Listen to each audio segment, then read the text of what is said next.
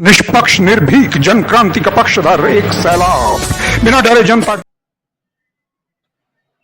निष्पक्ष निर्भीक जनक्रांति का पक्षधर एक सैलाब, बिना डरे जनता की हक की आवाज। मेट्रो टुडे लाइव पर फॉलो एवं सब्सक्राइब करें। हम हैं आपकी असली आवाज, मेट्रो टुडे लाइव। नमस्कार, मैं हूं सुची शंकर। आप मेरे साथ देख रहे हैं metro today live. Metro today live में आज हमारे साथ जो प्रवक्ता आए हुए हैं वो हैं कल्याण जी, जयपुर से मंडल अध्यक्ष हैं कांग्रेस के, और जयपुर से जुड़ते हैं कल्याण जी। कल्याण जी, आपका स्वागत है मेट्रो टुडे लाइव में। धन्यवाद सर, थैंक यू। सबको नमस्कार हैं। ब्रजेश जी एडवोकेट हैं, हाई कोर्ट के एडवोकेट हैं और जयपुर से जुड़ते हैं। एडवोकेट ब्रजेश जी, आपका बहुत बहुत स्वागत है मेट्रो टुडे लाइव में। और उस समय से जुड़े हुए हैं दंडे स्वामी ब्रह्मदत्त पुरी जी जुड़ते हैं प्रयागराज से, और साधु संत महंत प्रकोष्ठ के अध्यक्ष हैं, प्लस गौ गीता गंगा रक्षा मंच के संरक्षक भी है। स्वामी जी, आपका बहुत बहुत स्वागत है मेट्रो टुडे लाइव में। जय जय नारायण। जैसा कि आप सब जानते हैं कि आज के जमाने में जो डॉक्टर्स हैं वो एक तरह से हम उनको भगवान मानते हैं। भगवान तो मानते हैं, लेकिन जो डॉक्टर हैं वो क्या भगवान का असली रूप हैं, दिखते हैं? क्या उनको भगवान मानना चाहिए या नहीं मानना चाहिए? मैं आज की डिबेट शुरू करने से पहले ब्रह्मदत्त पुरी जी से ही पूछना चाहता हूं, क्या डॉक्टर्स जो हैं ये भगवान का रूप वास्तव में है कि नहीं है? ब्रह्मदत्त पुरी जी। जी जी, जय जय। ठीक है, आज का जो डिबेट है वो विषय है कि क्या वास्तव में डॉक्टर को तो भगवान माना जाता है, क्या वास्तव में वो भगवान का रूप है या नहीं है। जी। कहने का मतलब है कि जैसे कोई हमारे देश के अंदर विशेष कोई काम कर लेता है या विशेष कोई विद्या उसको आती है तो उसको भगवान का रूप मान लेते हैं। जैसे बड़े साइंटिस्ट हैं हमारे, वैज्ञानिक हैं जी। तो वैज्ञानिक है हमारे वैज्ञानिक हैं, तो जो बड़े बड़े नए कोई तकनीकी नई खोज कर लेता है तो उसको भी कहते हैं ये तो भगवान है। तो इसी प्रकार डॉक्टर को भी कहते हैं, वो बायोलॉजी और साइंस से ये जो पढ़े होते हैं तो वो इसीलिए जो है उनकी मान्यता है। और मान्यता के साथ साथ जो है जैसे संत हैं, अगर संत भी किसी का कल्याण कर दे, परमार्थ कर दे, किसी को सुखी कर दे तो उसको भी भगवान मान लेते हैं। तो जहाँ से जो कार्य सिद्ध होता हो वहाँ भगवान मान लेते हैं। पर शास्त्र के मुताबिक और संत समाज के मुताबिक कि जो काम दवा से होता है वो दोहा से नहीं, जो काम दोहा से होता है वो दवा से नहीं। क्योंकि जहाँ पर दवा का काम है वो डॉक्टरों का है, जहाँ दोहा का काम है वो जो है महापुरुषों का, गुरुओं का, संतों का है। अब भगवान से कई बार तो लोग भगवान से भी जो है याचना प्रार्थना कर करके खप जाते हैं, पर कार्य नहीं बन पाता, स्वस्थ नहीं हो पाते। फिर वो डॉक्टर्स के पास जाते हैं तो डॉक्टर्स जो है उनको ठीक कर देते हैं, तो वो कहते हैं नहीं, इनमें ही भगवान देखा है हमने, यानी उनकी संतुष्टि हुई है, उनके जो कष्ट का निवारण हुआ है, इसलिए वो भगवान का रूप उसमें देखते हैं। तो अब रही बात इसकी कि भगवान वैसे सर्वव्यापी है, भगवान सब में ही है, ऐसा कोई बिना भगवान के नहीं है। जलचर थलचर नभचर जीवई नाना, जलचर थलचर नभचर जीवई नाना, सभी प्राणी जो है, तीनों चर जो है, सब में ब्रह्म है। पर बात यह है कि थोड़ा स्वार्थगत जब संसार आता है तो ये लगता है कि शायद जिसने हमारा काम किया वही हमारा भगवान है। जी। तो अब इसमें जो है जैसे संतों में असंत भी हैं, डॉक्टर में जो है ऐसे कुछ आसुरी वृत्ति के भी कुछ और अलग अलग विषय हैं, सब्जेक्ट है। तो इस तरह से कोई अच्छे पूरे हर विभाग हर सिस्टम में है। तो ऐसा नहीं है, कोई अच्छे डॉक्टर्स भी हैं जो कि मरीज को जो है वो ये किस्म का, जैसे कि कोई संत या महापुरुष जो है किसी की सेवा करने के बाद उसको आनंद आता है, तो डॉक्टर को किसी पेशेंट को सुखी करने में या उसके हड्डी को ठीक करने में या उसकी बीमारी को निवृत्त करने में उसको आनंद आता है। तो उसका भी जो है वो सोचता है कि ये बहुत बड़ा एक अनुष्ठान हो गया, बहुत बड़ा एक यज्ञ हो गया। ये भी उनकी भावनाएं, सद्भावनाएं होती हैं, किसी की दुर्भावनाएं होती हैं। तो कर्म अपने अपने साथ हैं। तो जी इसलिए जो है वो कर्मानुसार वो सब होता है, कोई ऐसा नहीं है, भगवान की सब सब कृपा है। और कोई हमारे हमारे दृष्टिगत में तो ये है कि अध्यात्म की ठीक हो है, चाहे या भौतिक भौतिक दृष्टि से हो। जी ठीक है ब्रह्मदत्त जी, आपके पास मैं दोबारा आऊंगा। और इस समय मिस्टर कल्याण जी भी हमारे साथ जुड़े हुए हैं। कल्याण जी, आपकी एक्सपर्ट हमें चाहिए। क्या आज के जमाने में डॉक्टर्स को भी जो है हम लोग इंसान मानते हैं क्या? देखिए, मेरा मानना ये है कि जी एक वक्त था जब डॉक्टर को भगवान का दूसरा रूप माना जाता था। ठीक कि है। एक ईश्वर है जो हमको संसार में लाता है, और जी एक डॉक्टर है जो हमारी शारीरिक व्याधियों को खत्म करता है, कम करता है। करेक्ट। जी मगर आज के परिप्रेक्ष्य में मैं ये कहना चाहूंगा कि डॉक्टर भगवान नहीं होकर व्यवसायी हो गए।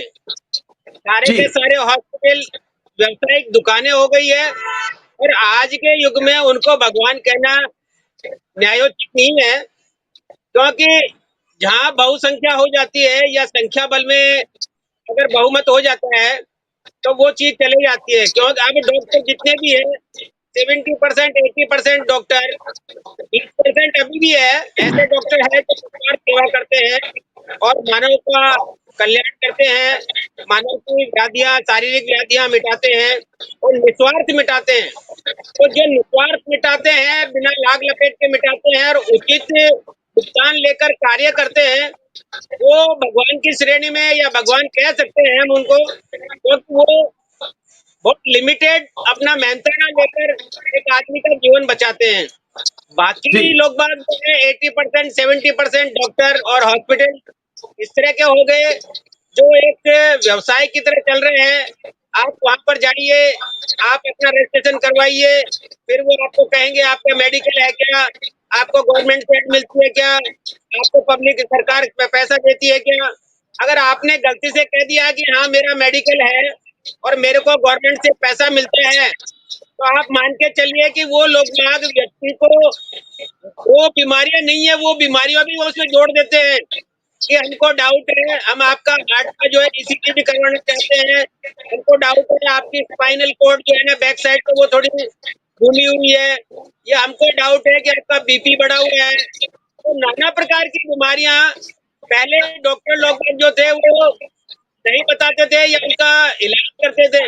आजकल आप हॉस्पिटल में जाइए, जो स्वच्छ आदमी भी जाकर अगर चेकअप करवाएगा तो उसको अगर डॉक्टर को लगेगा कि ये गवर्नमेंट सर्वेंट है, पैसे वाला है, तो इसके पास में पैसों का बहुतायत है, ये इसको कहीं से बीमा मिल सकता है, तो उसको कई तरह के लालच देता है वो, और कोशिश करता है कि जितने पैसे उससे हैक सकता है या जितने पैसे उससे निकाल सकता है उससे निकालता है।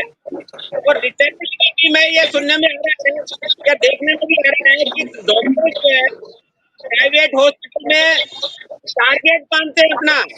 तो एक डॉक्टर को हॉस्पिटल में अगर वो 5 लाख रुपए सैलरी मिलती है, तो जब तक वो हॉस्पिटल को 10 लाख रुपए कमा कर नहीं दे देते हैं तब तक उसको अनफिट मानते हैं डॉक्टर को भी। तो ये अब जो परिपाटी चल रही है या एक्चुअल लोग इस तरह की हरकतें कर रहे हैं, ये भगवान को क्या, मैं तो कहूंगा कि ये व्यवसायी है और एक तरह का व्यवसाय करके मुनाफा कमाते हैं, और भगवान का दर्जा इनको नहीं देना चाहिए। पहले बात अलग थी, पिछले टाइम में या पहले में मानवता मानवता को बचाने की कोशिश की थी, और डॉक्टर जो है नर में ही नर सेवा करके अपने आप को नारायण की सेवा मानते थे। मगर अब उस तरह की स्थितियां नहीं है। इसलिए मेरे हिसाब से आज के डॉक्टरों को मैं भगवान की उपाधि नहीं देता या भगवान नहीं मानता। कुछ परसेंट लोग आज भी इस तरह के हैं जो भगवान के बराबर है, ठीक बाकी है। डॉक्टर्स इस तरह के हैं जो अपना ठीक है। स्वार्थ साथ। जी जी, और कोई जी ठीक है। ठीक है कल्याण जी, हम आपसे वापस दोबारा आपसे बात करेंगे। मैं एडवोकेट ब्रजेश जी से एक बात पूछना चाहता हूँ।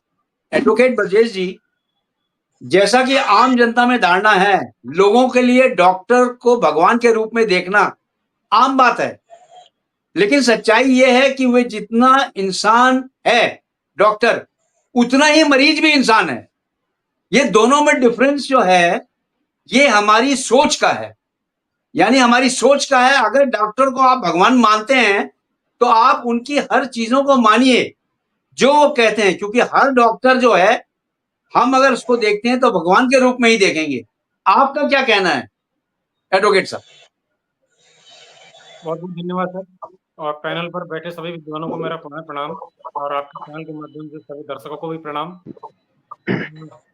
जैसा कि स्वामी जी ने बताया और माननीय श्रीमान कल्याण जी ने बताया, और इन्होंने जो सोशल जो स्टिग्मा है, जो सामाजिक धब्बा है कुछ इस तरह से, उसको इन्होंने जो स्पष्टता से बताया। और जी चूंकि आपने जो लीगल फील्ड के माध्यम से, लीगल फील्ड में होने के नाते आपने मुझसे सवाल पूछा है डॉक्टर के लिए, तो मैं एक बात जी कहना चाहूंगा कि कानून के हिसाब से डॉक्टर एक प्रोफेशनल होता है, जैसे एक एडवोकेट, जी जैसे एक इंजीनियर, जैसे एक सीए, जैसे एक टीचर, ये सब प्रोफेशनल होते हैं। वैसे ही एक डॉक्टर भी प्रोफेशन है, मेडिकल सर्विस भी एक प्रोफेशन है, और जो जी वो हॉस्पिटल खोलती है एक मेडिकल सर्विस होती है। मेडिकल सर्विस का मतलब सेवा में के अंतर्गत आता है, बिजनेस के अंतर्गत। जी तो सेवा जब जब बोलते हैं कि सेवा के अंतर्गत आता है, तो इसका अर्थ ये है कि भारत सरकार ने कुछ ऐसी लिमिट लगा रखी होगी कि आप इससे ज्यादा नहीं कर सकते। जैसे जैसे कोई बिजनेस होता है, तो बिजनेस पर कोई लिमिट नहीं होती कि भाई इससे ज्यादा प्रोडक्शन नहीं करोगे, इससे ज्यादा एक्सपोर्ट नहीं करोगे, इससे ज्यादा आप अपनी कंपनी को फैलाओगे नहीं, इससे ज्यादा आप मुनाफा नहीं कमाओगे। तो ये ऐसा कोई लिमिट नहीं होती है बिजनेस में। लेकिन सर्विस में जब वर्ड आ गया सर्विस, तो एक लिमिट है कि आप इससे ज्यादा जी चार्ज नहीं करोगे। इस बीमारी के इतने टेस्ट होंगे, इससे टेस्ट नहीं करोगे, इस टेस्ट की इतनी कीमत होगी, इस कीमत से ज्यादा नहीं लोगे, इस बीमारी में इतने दिन भर्ती रहेंगे, इससे ज्यादा भर्ती नहीं रहेंगे। क्योंकि मैं एक लॉ के आधार पर बता दूँ, जी जी सन 2011 में सन 2011 में भारत सरकार ने कुछ क्लिनिकल गाइडलाइंस बनाई थी। क्लिनिकल गाइडलाइन का मतलब है कि उन, हालांकि गाइडलाइन तो बहुत पहले से चल रही थी, लेकिन क्या होता है कि टाइम टू टाइम रिवाइज करती है सरकार सर। तो 2011 में क्लिनिकल एस्टेब्लिशमेंट्स के लिए कुछ गाइडलाइन बनाई थी। उस गाइडलाइन के हिसाब से सरकार ने निर्धारित किया था कि भाई ये दवाइयां आप दे सकते हो किसी बीमारी के लिए, और इतना आपका एडमिशन चार्ज होगा, भर्ती का चार्ज इतना होगा, और वो जो समय है साल 2 साल में जैसे महंगाई बढ़ती है तो आप बेड चार्ज वगैरह बढ़ा सकते हो।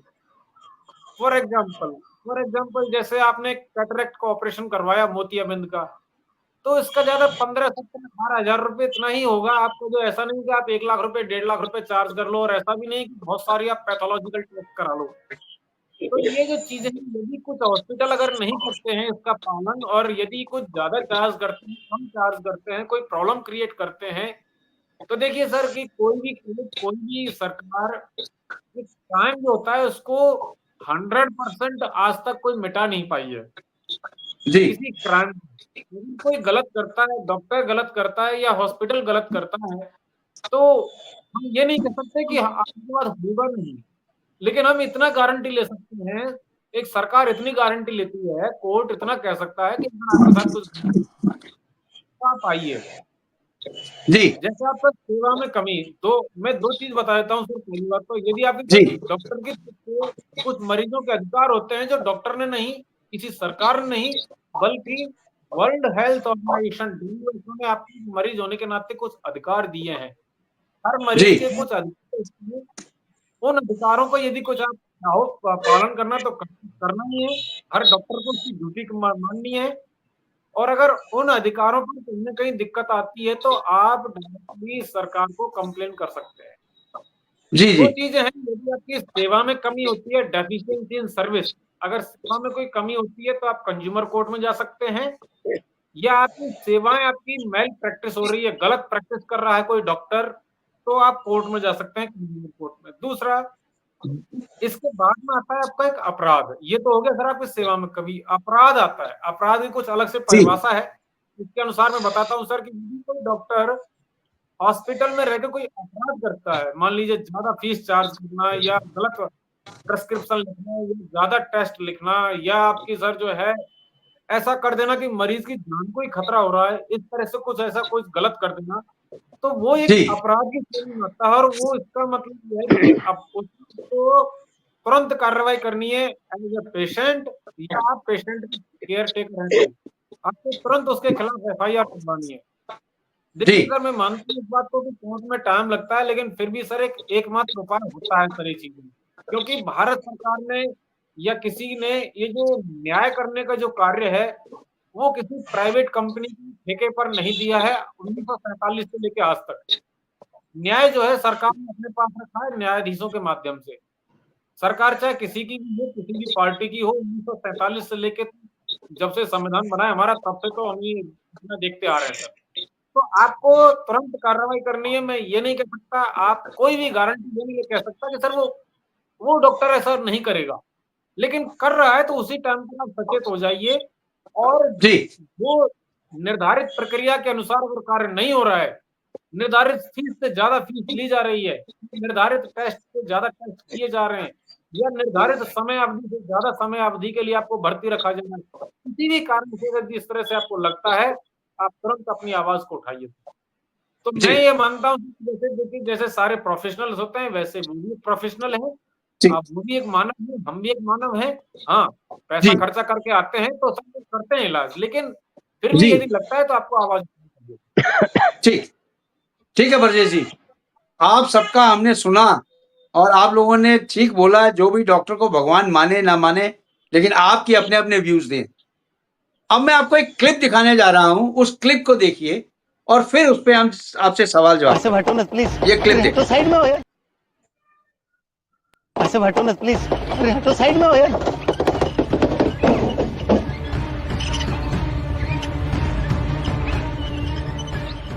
क्या हुआ इनको? इनका एक्सीडेंट हुआ भाई साहब। कौन है ये? मैं जानता नहीं भाई साहब, ये हॉस्पिटल के सामने ना सड़क के बाहर एक्सीडेंट हुआ था, ये रोड के किनारे पड़े थे, बस मैं जल्दी जल्दी वहां से नियर बाई हॉस्पिटल यही था तो मैं यहाँ ले आया। ओहो, सिर पे चोट बहुत गहरी है। आप ऐसे करें, इनका नाम लिखवाएं, फॉर्म भरें और 1 लाख रुपए जमा करवाएं, फिर इनका इलाज शुरू होगा। भाई साहब मैं इनको जानता नहीं हूँ, मैंने तो देखा सड़क किनारे ये एक्सीडेंट होके पड़े हैं, मैं भाग के इंसानियत के नाते इनको हॉस्पिटल में ले आया। इनके पेरेंट्स का पता करते हैं, कोई ना कोई घर वाले मिलेंगे, आएंगे, आते ही फॉर्म भी भर देंगे, आपके पैसे भी जमा हो जाएंगे, आप इलाज शुरू करवाइए प्लीज। अरे ऐसे नहीं होता भाई, पहले 1 लाख रुपए जमा करवाओ, उसके बाद इलाज शुरू होगा। ऐसे हमारे डॉक्टर साहब मानते नहीं है। अरे ऐसे कैसे नहीं मानेंगे यार, किसी की जिंदगी का सवाल है। कहाँ है डॉक्टर साहब? कहाँ जा रहे हो? ये लो, नेक्स्ट वीक फिर दिखाना। ठीक है।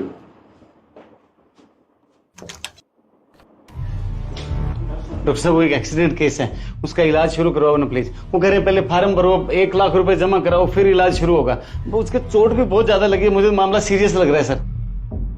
अरे भाई ये प्राइवेट हॉस्पिटल है, पहले 1 लाख रुपए जमा करवाएं फिर इलाज शुरू होगा।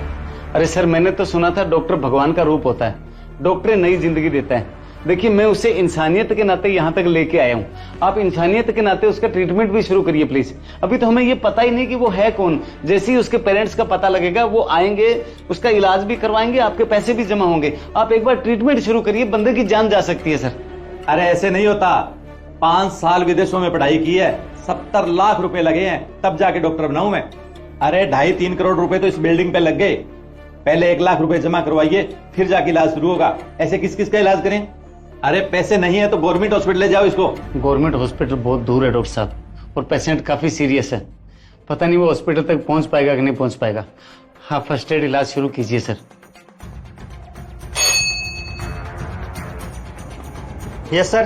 क्या देख रहे हो आप, बिना अपॉइंटमेंट अंदर कैसे आ गई है? इसको बाहर निकालो। अरे कौन है इसके साथ पेशेंट, उसको गवर्नमेंट हॉस्पिटल में दफा करो। डॉक्टर साहब कुछ तो दया करिए आप, इंसानियत के नाते, आपको आपके समाज का वास्ता। अरे ज्यादा समाज सेवा आती है तो पैसे तू जमा करवा दे। चलें अब।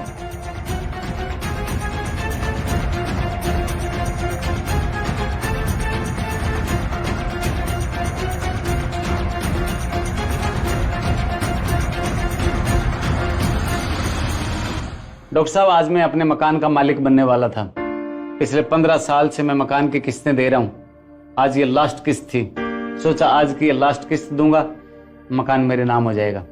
लेकिन कोई बात नहीं, जब मैंने 15 साल वेट किया है, मैं 1 महीना और रुकूंगा, मैं मकान मालिक अगले महीने बन जाऊंगा।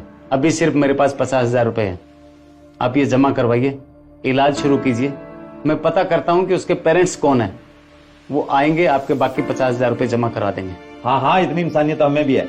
ऐसा करो तुम इसको ऑपरेशन थिएटर ले जाओ, ड्रिप लगाओ और मैं आ रहा हूं अभी।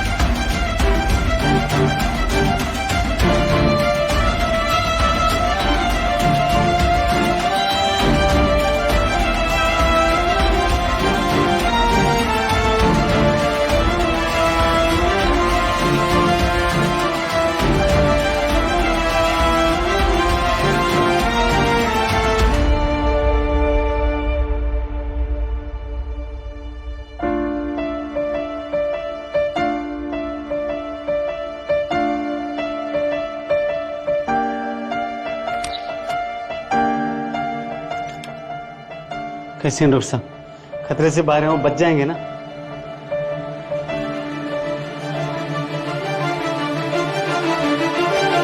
सर मुझे माफ कर दीजिए सर, मैंने आपके साथ बहुत गलत व्यवहार किया है। क्या हुआ डॉक्टर साहब? आप तो ठीक है ना? आज मैंने आपसे इंसानियत सीखी है। एक अनजान व्यक्ति जो सड़क किनारे पड़ा एक्सीडेंट में, उसको हॉस्पिटल तक लेके आए हो। आप इंसान नहीं, भगवान हो, भगवान। लेकिन ये आप अचानक ऐसे बदला बदला व्यवहार समझा नहीं मैं। जिसको आप लेके आए हो वो आपके लिए अनजान हो सकती है, लेकिन मेरे तो भगवान है। वो भगवान? मैं समझा नहीं डॉक्टर साहब। वो मेरे पिताजी हैं। आपका बहुत बहुत धन्यवाद जो आपने मेरे पापा की जान बचाई आज। मेरी तो चिंता ही खत्म हो गई डॉक्टर साहब। मैं उस बुजुर्ग के पेरेंट्स को ढूंढ रहा था, पता नहीं कहाँ मिलेंगे, लेकिन पता लग गया कि अब आपके पिताजी हैं। आप उनका ख्याल रखना। Thank you. रुको एक मिनट, आपने जो काउंटर पे 50,000 रुपए जमा करवाए थे, आपसे निवेदन है वो वापस ले जाए। आप बड़े डॉक्टर हो साहब, आपने विदेशों में पढ़ाई की है, 70-80 लाख रुपए लगे, 2-3 करोड़ तो आपके हॉस्पिटल में लगे। अरे 2.5-3 करोड़ रुपए तो इस बिल्डिंग पे लग गए। पहले 1 लाख रुपए जमा करवाइए, फिर जाके इलाज शुरू होगा। ऐसे किस किस का इलाज करें? और आप बिना एडवांस जमा हुए इलाज भी नहीं शुरू करते। भगवान ना करे कभी किसी की इमरजेंसी हो, आपके हॉस्पिटल के आसपास कोई सीरियस पेशेंट हो, एक्सीडेंट वाला हो, और वो इलाज के लिए आ जाए और उसकी जेब में 1 लाख रुपए नहीं हो, तो वो मरे ना, उसकी जिंदगी बच जाए। इसलिए ये पैसे आप जमा रखिए। कभी कोई इस तरह का इमरजेंसी केस आए तो आप तुरंत उसका इलाज शुरू कर दें। धन्यवाद डॉक्टर साहब। दोस्त शर्मिंदा मत करो, मैं घमंड में आ गया था कि मैंने विदेशों से डिग्री हासिल की है, 2-3 करोड़ रुपए की बिल्डिंग बनाई है, लेकिन आज समझ में आ गया कि सब कुछ पैसा ही नहीं होता, इंसानियत भी कोई चीज होती है। जो आपसे सीखी है मैं ये एहसान आपका जिंदगी भर नहीं भूलूंगा दोस्त। हमारा इंसानियत का रिश्ता हमेशा कामयाब रहे। पता नहीं कौन किसका कब नजदीकी रिश्तेदार निकले, हमें हर एक का ख्याल रखना चाहिए। तो देखा कल्याण जी, आपके सवालों का जवाब मिल गया। यहाँ तक कि मेरे ख्याल से एडवोकेट साहब का भी सवालों का जवाब मिल गया। मेरे ख्याल से ब्रह्मदत्त पुरी जी जो भी आपके सवाल थे उसका भी जवाब मिल गया। देखा आपने कि किस तरह से एक इंसान अपना खून देख के, अपना खून देखने के बाद वो किस तरह से एकदम द्रवित हो जाता है। हमारे साथ जुड़ चुकी हैं वंदना तिवारी जी। वंदना जी आपका बहुत बहुत स्वागत है।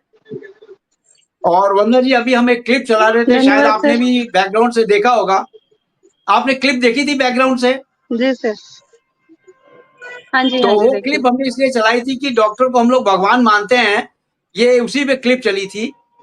तो अब मैं आपसे वंदना जी ये पूछना चाहता हूं कि वंदना जी आपने क्लिप तो देख लिया, डॉक्टर के जब खुद ही फादर वो निकले तब उन्होंने इलाज करने के लिए पूरी कहते हैं मैं इनका इलाज करूंगा। आजकल की क्या डॉक्टर्स को इतनी नैतिकता भी नहीं रह गई है कि इंसान तो इंसान हो, डॉक्टर्स तो अपने रिलेशंस को लेके ही मतलब इस तरह से बायस हो जाते हैं। कहां तक ये सही है वंदना तिवारी? सर पहले के टाइम में कहा जाता था कि डॉक्टर अपने पेशेंट को मतलब खास तौर से अपनों को देख करके वो हैंडल नहीं कर पाता था। वो मतलब अपने घर के लोग या रिश्तेदारी को वो नहीं देख पाता था, क्योंकि कहा जाता है कि जहां उसे हार्ड होना पड़ता था वो नहीं हो पाता था, इस वजह से नहीं देखता था। लेकिन चूंकि उसे भी पता है कि उसके इस प्रकरण में मतलब डॉक्टरों का पेशा क्या हो गया है, कहीं ना कहीं वो इन्वॉल्व है, उसे पता है कि उसे छोड़ करके उसके अपनों को फिर उसी गुत्थियों से उलझना पड़ेगा जिस गुत्थी को वो दूसरों के लिए उलझाने पे लगा रहता है।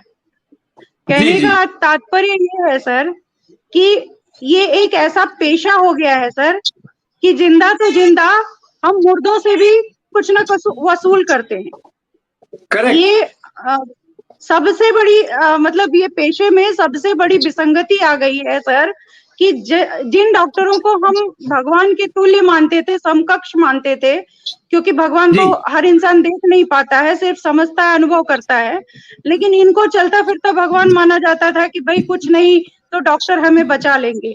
आज भी है सर, आज भी अगर उस अवस्था में लोग पहुंच जाएं तो डॉक्टरों पर बड़ा विश्वास करके जाते हैं। ये अलग बात है कि इन्होंने अपने पेशे को, अपने जरिए को कहां से कहां तक पहुंचा दिया है, इनकी ओछी हरकतें। सर, इनके लिए नैतिकता का शब्द अब कोई प्रभाव नहीं डालता। इन्हें किसी दुख दर्द से कोई मतलब नहीं है। इनके लिए दुख दर्द का कोई मोल नहीं है, सिवाय ये देखते हैं कि सामने आने वाला मरीज की जेब कितनी मोटी है, कितनी कमाई हम इससे ले सकते हैं। जिंदा रहने पर जितनी कमाई हो, अगर इसकी मृत्यु के बाद हमारी ज्यादा कमाई है तो इसे मरणासन स्थिति में ढकेलने का पूरा पूरा काम होता है। सर, मेडिसिन ऐसे लिखे जाते हैं। सर, आजकल डॉक्टरों का पेशा देखिए, मेडिसिन ऐसे लिखे जाएंगे, ब्रांडेड तो छोड़ दीजिए, ब्रांडेड के नाम पर तो कोई बात ही नहीं है। ऐसी ऐसी मेडिसिन होगी जो सिवाय उनके शॉप पर, उन्होंने साइड में एक शॉप भी खोल रखी होती है, उसको छोड़कर आप दिल्ली, मुंबई, मैं खुद इसकी भुक्तभोगी हूँ। हमारे डॉक्टर साहब ऐसी दवाइयां लिखते हैं जो मैं दिल्ली तक नहीं मिल पाया, लखनऊ नहीं मिल पाया, सर मुंबई नहीं मिल पाया, मतलब मैं परेशान हो जाती हूँ। या तो मैं अपने साथ 2 महीने 3 महीने का स्टॉक लेके जाऊं, जो संभव नहीं होता, और नहीं तो फिर आप बिना दवाई के आपको चलना पड़ता है। तो हमेशा रिपोर्ट जो है वो सही नहीं रहती। अच्छा सर, इनके बहुत कायदे हैं। इनका जो ब्लड टेस्ट से लेकर जो टेस्ट ये जहां बोलेंगे उसी को मान्य करेंगे। लाल पैथोलॉजी एक ऐसी पैथोलॉजी है सर कि कैंसर डिपार्टमेंट भी उसको इग्नोर नहीं करता, उसको डिनाई नहीं करता, लेकिन हमारे डॉक्टर साहब लाल पैथोलॉजी को भी नहीं मानते सर। और मतलब उनका कहने का अर्थ है कि उनको जिस पैथोलॉजी से कमीशन मिलता है, बकायदे आप वहां से जुड़े ताकि इनका धंधा पानी बिल्कुल सुचारू रहे। तो सर, हम नैतिकता की बात कैसे समझें इनसे? इनको मरीजों से कहाँ लगाव दिखता है? इनको दिखता है कहीं कि लगाव है? सर, लगाव जैसी कोई बात नहीं है। आप इन्हें तमाम फोन कर लीजिए सर। आप किसी जैसे आप इमरजेंसी में जाते हैं तो इमरजेंसी चार्ज लगता है, लेकिन आप उसके बाद इनको सैकड़ों फोन कर लीजिए सर, उसके बाद इनके क्लिनिक से निकलने के बाद। और मजेदार बात सर, क्लिनिक में ये अपने प्राइवेट क्लिनिक में भेजते हैं।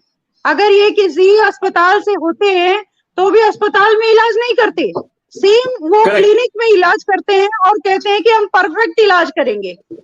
तो ये कितना बड़ा सब चल रहा है सर, मतलब ये हवा देखिए, इसको समझने की जरूरत है। इस पेशे को सर मैं कहती हूँ, जैसे विदेशों में एजुकेशन और हेल्थ ये 2 फ्री कर दिया गया है ना सर, तो बाजार बंद हो जाएगा सर, क्राइम कम हो जाएगा, क्राइम रेट 0 पर आने वाला है। अगर सिर्फ ये 2 धंधे में, जैसे स्कूलों में, कॉलेजों में सजा रखा है सर, बड़े बड़े स्कूलों का होर्ड लगाकर बड़ा बड़ा नाम लेकर के बच्चों को पंगु बनाते हैं और पेरेंट्स को वसूलते हैं सर।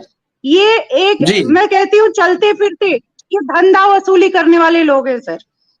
ये बहुत सुंदर तरीके से अपने आप को सजा के संवार के, टिपिकल जिसको बोलते हैं सर कि बैनरिंग, पोस्टरिंग और अपना एडवर्टाइजमेंट करके और ये कमा रहे हैं सर। इनके साथ नैतिकता की कोई बात नहीं करनी चाहिए। नैतिकता शब्द ही नहीं है इनके डिक्शनरी में सर। हम क्यों इनसे उम्मीद करते हैं कि ये हमारे साथ जुड़े हैं? हम भले भाव में जाते हैं, क्योंकि तकलीफ में जाते हैं, हम भाव में जाते हैं फलाना ढिमका डॉक्टर के पास कि डॉक्टर जी हमें बचा लेंगे, हमें संभाल लेंगे, लेकिन सर हम सिर्फ उनके लिए एक समझ लीजिए हमसे जितना तपेगा ठीक है, जिस दिन उन्हें लगेगा कि इनके जिंदा रहने के बावजूद इनकी मृत्यु से हमें फायदा है, वो हमें ढकेल देंगे। इसमें कोई दो राय नहीं है, क्योंकि अब बहुत अच्छे डॉक्टर मिला, सच में गया। जी ठीक है ब्रह्मदा जी, आपको अभी एक वीडियो क्लिप दिखाई गई, उस वीडियो क्लिप में आपने क्या देखा उस डॉक्टर के बारे में? वो डॉक्टर भगवान था क्या? जी ऐसा है कि ये कारण है स्वार्थ का जी। स्वार्थ व्यक्ति के अंदर इतना कूट कूट कर भरा पड़ा है कि वो परमार्थ नाम की उनके अंदर 1% भी नहीं रह गया है। हमने एक अनुभव किया है कि अगर वो परमार्थ पुरुष होते और उसी जगह, चलो वो तो बाप निकल गया, अगर कोई दूसरा होता तो वो लेने वाले नहीं थे। तो इसका मतलब ये हो गया कि अब मेरा और पराया, डॉक्टर के लिए सब समान है पेशेंट, और उनको भेद, अगर डॉक्टर भेदभाव करता है, डॉक्टर भेदभाव का उपचार करता है, तो मैं तो वो फिर भगवान देखने में तो मैं तो ये समझता हूँ उससे बड़ा असुर कोई है नहीं। इसलिए भगवान उनमें देखा जाना चाहिए। भगवान का स्वरूप वो होते हैं जो मतलब जो है समान रूप से जो है एक पेशेंट को ठीक करने के यानी ठीक करने की जो है वो रख सकते हैं। और इसलिए जो है ऐसे लोग भेदभावपूर्ण, हमने अनुभव किया कई बार एक्सीडेंटल लोगों को हॉस्पिटल में ले गया। देहरादून राय वाला की बात है, मैं वहां रहता था और रात को एक ट्रक वाले हाईवे पर जो है हाईवे रोड थी और वहां मार के चले जाते थे। लोग बोलते महाराज जी छुओ मत, केस हो जाएगा। हमने कहा वो बाद में देखा जाएगा, इसको बचाना पहला धर्म है। थाना राय वाला, अब मैं आपके डिबेट के माध्यम से कह रहा हूँ, थाना राय वाला पड़ता है। राय वाला में हम पुलिस, वो जो वहाँ पुलिस वाले हैं वहां गए और उनको फोन किया तो बोले महाराज जी आप पहुंचा दो उसको। हमने कहा भैया हम तो पहुंचा देंगे, पर इसमें कोई केस उलझन की बातें कहने का मतलब ये है कि लोग परमार्थ करने का बजाय पहले अपना नाम चाहते हैं और इसमें प्रोग्रेस चाहते हैं कि इस माध्यम से मेरी नेतागिरी चमकेगी, मैं एक पेशेंट की सेवा कर लूंगा तो फिर मैं जो है टिकट का पक्का दावेदार हो जाऊंगा। इन चीजों को पीछे हटाते हुए मानवता उसी का नाम है कि किसी पद और प्रतिष्ठा की आवश्यकता वहां बिल्कुल नहीं है। और ये लोग जो है जब देखा कि हमारे पिता श्री हैं तो तब उन्होंने तुरंत जो है चेंजिंग आ गई उनके अंदर, मतलब सारा माहौल बदल गया। तो ये सही बात है, आज सारा संसार और समाज में ऐसे ही हो रहा है कि ये मेरा है वो तेरा है, उसी के साथ रुचि रहेगी। लेकिन जो वो पीड़ित है, उत्पीड़न हो रहा है, उसके साथ खड़ा कोई नहीं होता जल्दी से, इसलिए तेरा मेरा करते हैं। और सही संत के लक्षण यही होते हैं कि उसके अंदर जाति पंथ भेष भाषा ये चीज नहीं होती। और वो जो टाई कोट वाला और पैंट वाला है, अगर वो भी ऐसे इस तरह की उसके अंदर संस्कार हैं तो उसको भी मैं संत मानता हूँ, महापुरुष मानता हूँ। इसलिए हमारा कहने का मतलब है कि अगर देश के अंदर और समाज के अंदर कुछ मानवता बची होती है तो एक दूसरे की सेवा जरूर करनी चाहिए। दया धर्म की मूल है, पाप मूल अभिमान, तुलसी दया न छोड़िए जब तक घट में प्राण। निर्दयी लोग, कसाईपना जिनको कहते हैं, केवल और केवल बस पैसा जिनके जहान में है, पैसा जिनके जहन में है, ऐसे लोग ऐसा धोखा करते हैं पेशेंट के साथ हो या स्कूल में विद्यालय में हो या हॉस्पिटल में कहीं अन्य किसी और विभाग में हो, यानी जहां लोगों के अंदर अपना स्वार्थ और पैसे की हवस बैठी जा रहे हैं इसीलिए मदान्ध हो जाते हैं, उनको कुछ मानवता दिख नहीं पाती, यही कारण है और कोई बात नहीं। ठीक है ब्रह्मदत्त जी। एडवोकेट साहब मेरे ख्याल से एक नया कानून ये आया है कि अगर किसी भी एक्सीडेंटल केस को कोई भी इंसान हॉस्पिटल में लेके जाता है तो उससे ना तो उसका नाम पूछा जाएगा, ना तो प्लेस ऑफ स्टे, कुछ नहीं पूछा जाएगा। वो केवल मरीज को वहां ले जाके और चुपचाप भी जा सकता है। क्या ये सत्य है क्या एडवोकेट साहब? आप सही कह रहे हो सर। ये इस पर पॉलिसी जो है बहुत सारी स्टेट गवर्नमेंट ने और सेंटर ने बाद में बनाई है। ये वैसे तो यहाँ तक कि ब्रजेश जी एक मिनट ने कभी वादा किया है कि हम आपको इतने पैसे देंगे अगर आप इंसान को लेके आते हैं चोट लगने के बाद। मेरे ख्याल से राजस्थान गवर्नमेंट ने भी ऐसा कुछ निकाला है। जी यही कह रहा हूँ जी बोले 1987 में सन 87 में सुप्रीम कोर्ट ने दिया था कि आपको जो है सरकार की ड्यूटी है और उसमें बकायदा इसमें अपराध भी है। यदि कोई डॉक्टर किसी इमरजेंसी में पेशेंट की सर्विस नहीं करता, डिनाई करता, तो उसको जेल हो सकती है, अपराध भी घोषित किया गया है। बिल्कुल सही है, बिल्कुल सही है। इस बात के लिए तो मैं ये कह रहा हूं जी सर, चीजें अवेलेबल हैं, आज भी अवेलेबल हैं। हमने इससे पहले वीडियो से पहले वाले पार्ट में मैंने बताया चीजों को कि कमी है कुछ जागरूकता की भी। हमारे अंदर एक भय होता है कि हॉस्पिटल ऐसा कर देगा, डॉक्टर ऐसा कर देगा। मैं ये कहता हूँ कि ठीक है, आपको लग रहा है, आप करवाइए, ट्रीटमेंट करवाइए। आपके साथ वहां पर जो हो रहा है उसके विरुद्ध थोड़ा आवाज उठाइए, और जो उठा रहे हैं उनको मिलता। मैं आपको एग्जांपल देता हूँ सर कि मान लीजिए कोई जॉइंट रिप्लेसमेंट हुआ तो 10 साल के बाद भी हॉस्पिटल से कंपेंसेशन, 20 साल बाद भी कोई प्रॉब्लम होती है तो मिलता है। लेकिन हमारे यहाँ पर जागरूकता की कमी है, इस बात को हमें स्वीकार ब्रजेश करना जी, चाहिए। ब्रजेश जी, और मैं वो आपको यहाँ रोकना चाहूंगा। जागरूकता डॉक्टर नहीं लाता जनता है जो कोई। है, जनता जो है अगर जागरूक नहीं होगी तो क्या वो अपना इलाज नहीं करा सकती है? जनता अगर हाँ, जागरूक नहीं होगी तो एफआईआर नहीं लिखी जाएगी। जनता जागरूक नहीं होगी तो क्या दुकान से सामान नहीं खरीद सकती है? एक्सपायरी लेके आएगी दुकान से। बिल्कुल आपने सही बोला। जी आपने सही प्रश्न किया कि यदि जागरूक नहीं होगे तो क्या हमारे काम नहीं होंगे। मैं इसी बात जी के लिए एक सकारात्मक प्रश्न, यही है मेरा भी एक सकारात्मक प्रश्न है आप सभी से, कि क्या अब तक ऐसा हो रहा था क्या? ऐसा जी अपने मन से डॉक्टर कर रहे थे क्या? यदि इतनी नैतिकता नहीं से काम होते तो फिर कानून बनाने की आवश्यकता है क्यों? जी, मेरे जागरूक को ये नहीं तभी बताओ तो हो रहा है ब्रजेश सही। जी, ब्रजेश जी, मैं आपसे ये पूछ रहा था कानून का भय किसको है? हम आपको कानून का भय है, डॉक्टर्स को नहीं है। अगर डॉक्टर्स को कानून का भय होता तो आज आरजेकर मेडिकल कॉलेज की जो डॉक्टर्स को अल्टीमेटम दिया गया था कोर्ट से, वो सब लोग ज्वाइन कर लेते। क्यों नहीं ज्वाइन कर रहे हैं? कहां गई उनकी नैतिकता? अब वो कैंडल वैंडल सब खत्म हो गए उन डॉक्टरों के। जी उन डॉक्टरों के पास में कैंडल खत्म हो गई, वो दिया बाती जल रहे थे, सब बंद हो गए दिया बाती। तो वो कहने का अर्थ सर मैं ये कह रहा हूँ, मतलब मेरा जो बात ये है सर कि मैंने पहले भी बात बताई थी कि जी अपराध जब हो रहे हैं एक नेचुरल फिनोमिना है। जब से जी सृष्टि की उत्पत्ति हुई है आदिकाल से बुराई और अच्छाई पैरेलल चलती आई है। किसी जी जी कालखंड में बुराई ज्यादा हो गई है, किसी कालखंड में अच्छाई ज्यादा हो गई है।